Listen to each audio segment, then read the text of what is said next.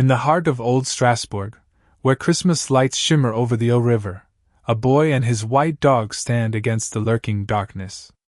Jules, 10 years old, only wants to sketch his dreams by the window, but Max, his sharp-eyed, snow-furred companion, sees what he cannot, danger hidden beneath the frozen snow. When glistening red candies become a deadly lure, Max becomes a living shield, a knight without armor, ready to fight for his young master.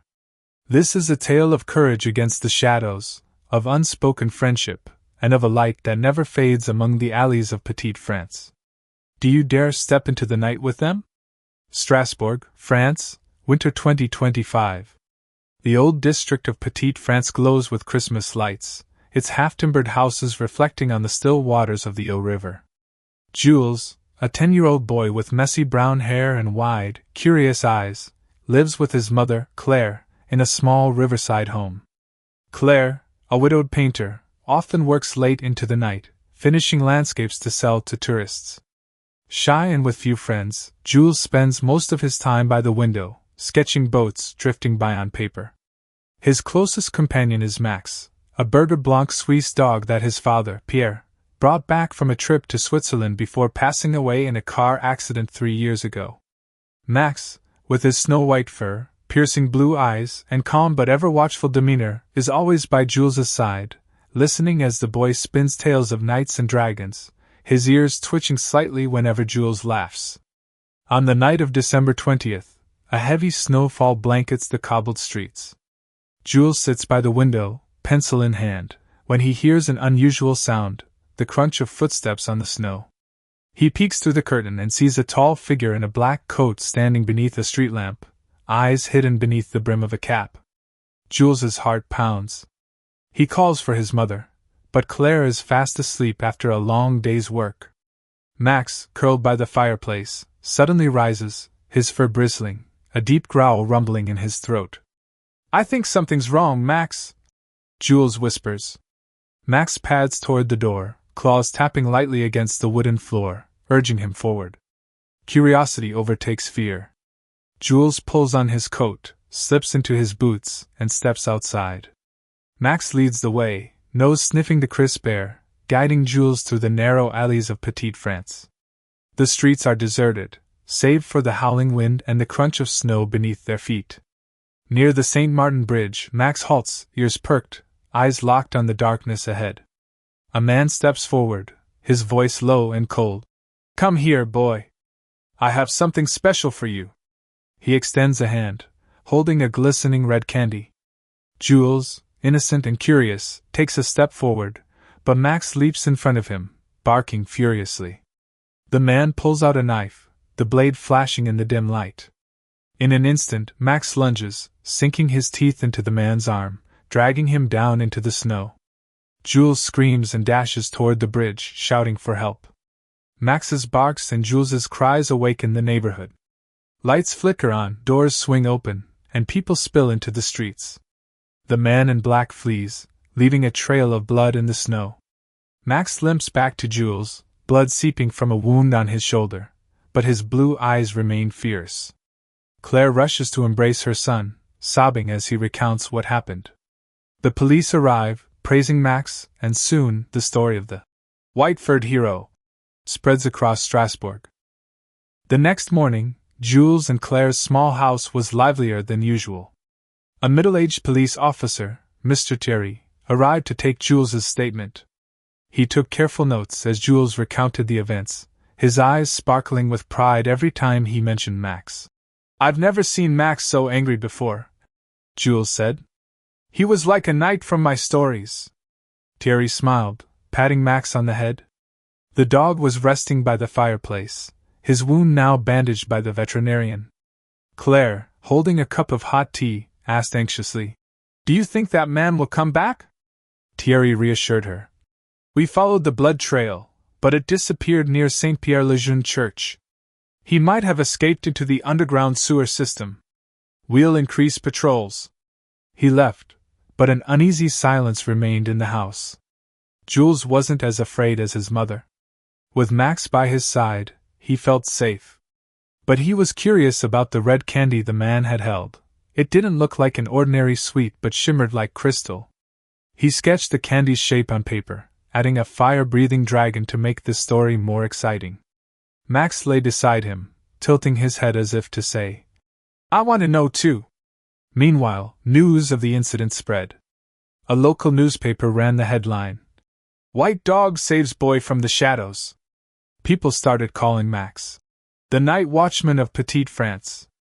Some brought pastries and toys for Jules and Max, turning their small home into an unexpected center of attention. But Claire felt uneasy. She began to notice strange looks from the neighbors, as if they were hiding something. That night, Jules dreamed of the man in black. He stood on St. Martin Bridge, the red candy in his hand transforming into a ball of fire. Max lunged at him, but this time, he couldn't stop him. Jules woke up, drenched in sweat, only to see Max watching him from the foot of the bed, as if guarding him even in his dreams. 2 days before Christmas, Strasbourg was livelier than ever. The Christmas market at Place Kleber attracted thousands of visitors, but in Petite France, an eerie tension remained. Rumors about the shadow continued to spread, along with news stories. A little girl had gone missing near Notre Dame Church last week, and a boy had spotted a strange figure lurking near his school. Claire decided to keep Jules indoors, but he couldn't stand being confined. "Max will protect me, Mom!" he pleaded. In the end, Claire allowed Jules to go outside, but only to the riverbank near their home, and he had to be back before dark. Jules took Max for a walk, carrying his sketchbook. He sat on a wooden bench, drawing St. Martin Bridge, the place where it all happened. Max lay beside him, nose sniffing the air. Suddenly, a girl around Jules's age, with blonde hair tied in a ponytail, ran up to him. "You're Jules, right? I read about you and Max in the newspaper." She introduced herself as Margot, the daughter of the local baker. Margot said she had seen the man in black weeks ago, near an alley leading down to the river. "He was holding a red candy, just like you described," she said. "I ran to tell my dad, but when we came back, he was gone." Jules and Margot decided to investigate together, despite Max growling and warning. They followed the alley Margot pointed out and found an old wooden door hidden behind a bush. Jules pushed it open and discovered a staircase leading underground, possibly an entrance to the sewer system the police had mentioned. Max barked loudly, his fur standing on end. From the darkness beneath the stairs, slow footsteps echoed. Jules and Margot held hands, stepping back, but Max stood firmly in front of them, ready to face any danger. The footsteps grew closer, accompanied by the faint sound of dripping water in the damp underground space. Jules shouted, "Who's there?" A man emerged, not the figure in black, but an old man with a white beard, dressed in tattered clothes, holding an oil lantern. "What are you kids doing here?" he asked in a hoarse voice. He introduced himself as Henri, a homeless man living in the sewers to escape the harsh winter. Henri explained that he had recently seen the man in black lurking nearby, carrying strange candies. "He's not a wanderer like me," Henri said. "He has a purpose. I heard him mumbling about collecting something." Jules and Margot told him about the events of December 20th, and Henri nodded. "I know where he goes. If you want, I'll take you there." Despite their fear, Jules agreed, believing that Max would protect him. Henri led them through the dark tunnels, the lantern's glow casting flickering shadows on the moss-covered stone walls. Max took the lead, sniffing the air continuously. After a few minutes, they reached a small underground room filled with wooden crates and cloth sacks. Inside, dozens of shimmering red candies were neatly arranged, along with a map of Strasbourg marked with various locations, all places where children often gathered. Suddenly, heavy footsteps echoed from the entrance. The man in black appeared, a knife in his hand, his bloodshot eyes glaring from beneath the brim of his hat. "Curious little brats," he growled. Max lunged, sinking his teeth into the man's leg, but this time, the stranger was prepared. He kicked Max hard in the ribs, sending the dog sprawling with a painful yelp. Jules screamed, rushing to hold Max, while Margot grabbed a wooden crate and hurled it at the man, knocking him off balance. Henri swung the oil lantern, striking him on the head and sending him crashing to the ground, unconscious. Jules, Margot, and Henri dragged the man to the surface and called the police. Max limped behind them, his side bruised but his spirit unbroken. The police arrived and arrested the man. He turned out to be a member of a criminal gang that kidnapped children, using drug-laced candies to lure them in. The map and candies served as undeniable evidence. Henri was praised for his bravery, and Jules and Margot became the young heroes of Strasbourg. On Christmas Eve, Claire hosted a small celebration at their home, inviting Margot and her family. Max, now bandaged, lay comfortably by the fireplace, wearing a new red collar, a gift from Jules. The boy hugged his loyal companion and whispered, "You're my knight, Max." The dog wagged his tail and rested his head in Jules's lap. News of the arrest spread throughout the city, and Max was honored at the Christmas festival in Place Kleber. Under the dazzling lights, Jules stood beside Max, feeling the safety that the dog brought him.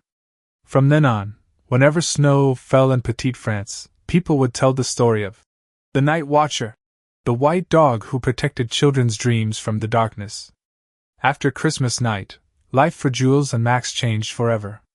Their small house by the Eau River became a destination for curious visitors, from local reporters to families wanting to thank Max for protecting the children of Strasbourg. Claire, though still worried, began to feel proud of her son and his dog.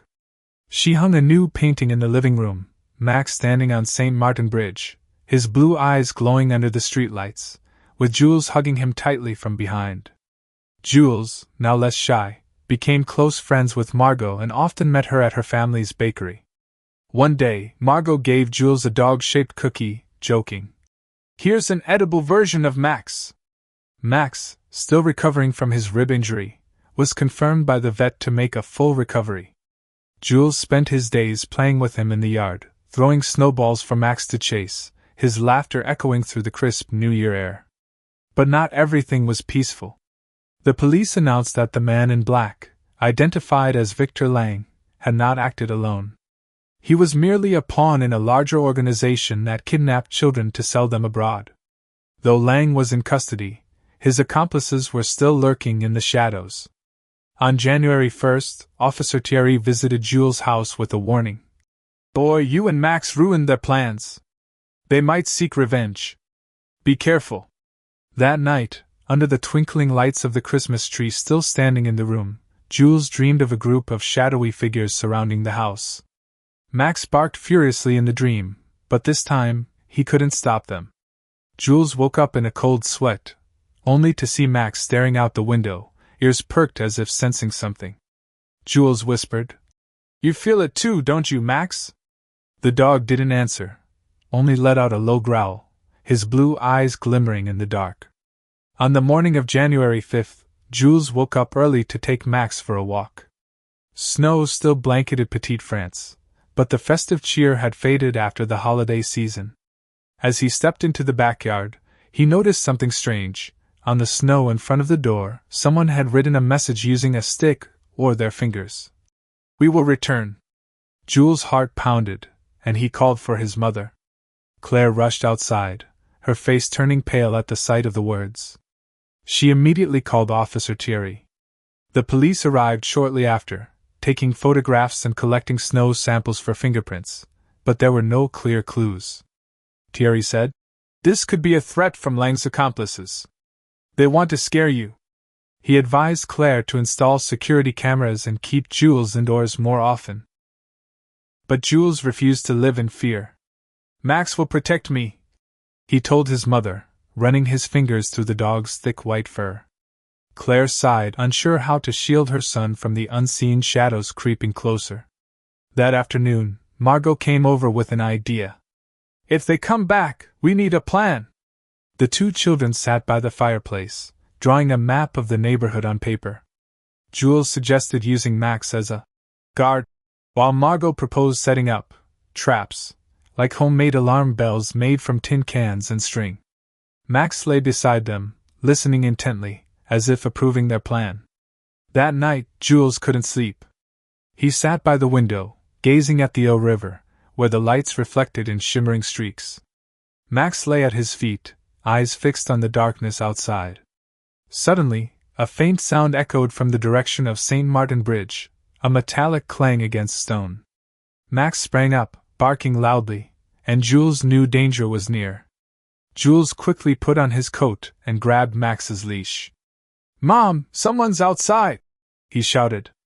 Claire rushed in, phone in hand, ready to call the police. But before she could stop him, Max pulled Jules toward the front door. "Jules, come back!" Claire yelled, but he didn't listen. He believed Max would lead him to the truth. Under the moonless sky, Petite France was swallowed by darkness. Max led Jules to St. Martin Bridge, where the noise had come from. There, he spotted two shadowy figures rummaging through a small boat moored along the riverbank. One held a flashlight, while the other carried a large cloth bag, the same kind Victor Lang had used for the suspicious candies. Max growled for bristling, but Jules held tightly onto the leash. "Wait, Max! We need to know what they're after," he whispered. Hiding behind a stone wall, Jules listened as the men spoke in a mix of French and German. "Lang has confessed everything. We need to retrieve the goods before the police find them," one of them said. "What about the kid and the dog?" the other asked. "Get rid of them if necessary." A chill ran down Jules' spine. He realized that the goods they were talking about weren't just candies. It could be something far more dangerous. Max didn't wait any longer. With a sharp pull, he broke free from Jules' grip and charged out, barking ferociously. The two men jolted in surprise, dropping their flashlight. One of them drew a knife and lunged at Max, but the dog was faster. He clamped his jaws around the man's wrist, causing him to drop the weapon into the snow. The other man tried to flee toward the boat, but Jules shouted, "Stop!" His voice rang through the quiet streets, waking the nearby houses. Lights flickered on, and people rushed outside. Claire and Margot, who had arrived after hearing the commotion, shouted for help. The two men panicked, abandoning the boat and jumping into the freezing Ille River to escape. But the police had already been alerted. Max stood beside Jules, panting heavily, his blue eyes glowing in the dark. The next morning, the police cordoned off the area around St. Martin Bridge.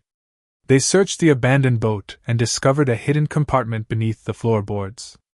Inside, they found dozens of small packets containing white powder, drugs, along with the red candies laced with sedatives that Victor Lang had once used.